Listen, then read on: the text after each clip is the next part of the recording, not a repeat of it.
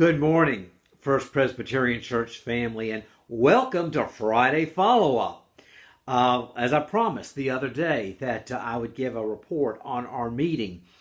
I feel like I need to make a few explanations here. This is Friday morning, traditionally my day off. I was yesterday at the Presbytery office for the Committee on Preparation for Ministry, our first in-person meeting since I started serving this year, and first in-person meeting they had since early March of 2020. Well, needed to do that work for Presbytery and did not get everything finished. So I'm actually at the home office right now taking care of some details. But it's Friday and I have I'm more casual. I know y'all see me so often in coat and tie, and but this is really me just around the house. And I'll get cleaned up a little later this morning, or probably early afternoon. But hanging out in my sweats, that's really how I spend a good deal of my time. And not usually in the office, because I do not have that stand that's actually still at the church office. And the lighting in there, to find a good background, it's just easier. I'm actually just in the game room, the room outside the office, which kind of serves like a den for us.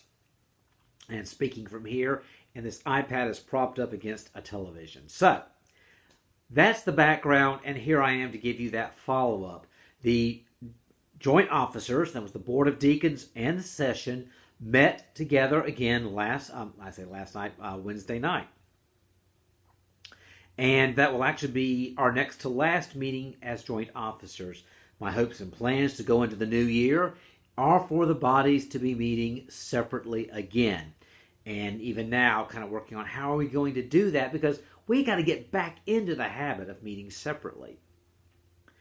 Well, again, Wednesday night, met, business was handled, and it's an important update for you all. At the meeting, the proposition was put out.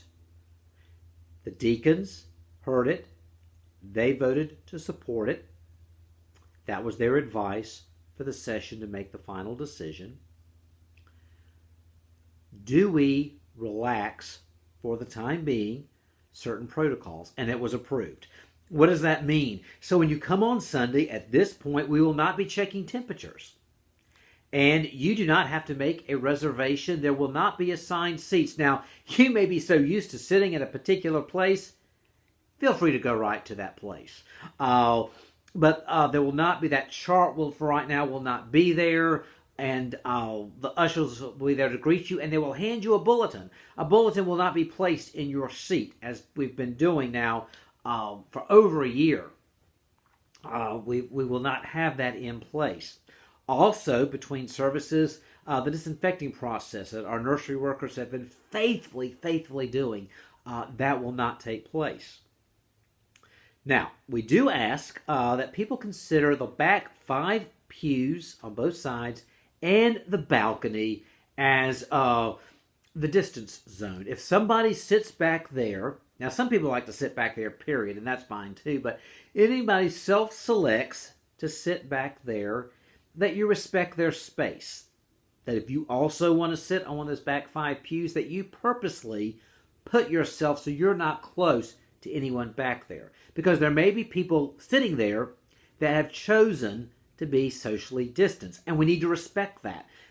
We're navigating each step of the way, and it takes space and grace on behalf of people on both sides or all 5 sides of this issue. So again, respect the people that are sitting in those back 5 pews or who go to the balcony.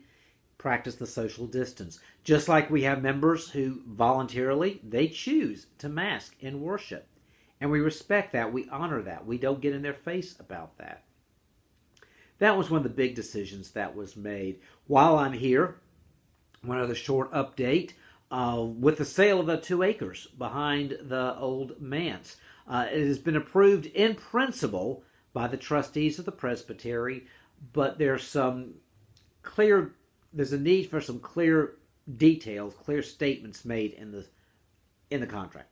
So essentially, the proposal we sent it to property manager of the Presbytery. She's going to mark it up with some notes, send it back to us, that we can have it spelled out This is exactly what our agreement is. It would really be nothing new. It's just putting in writing all those things we've been saying verbally.